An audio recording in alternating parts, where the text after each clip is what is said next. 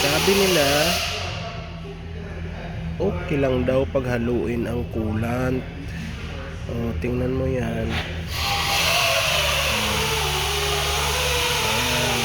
Anong nangyayari sa radiator mo? Ayan. Pag pinaghalo-halo mo yung coolant, barado na. Hindi na makalusot yung tubig.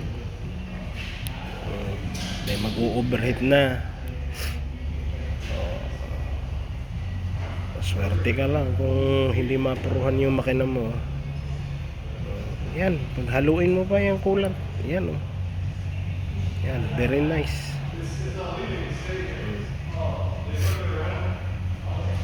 Kas reklamo, ba't ang mahal magpagawa?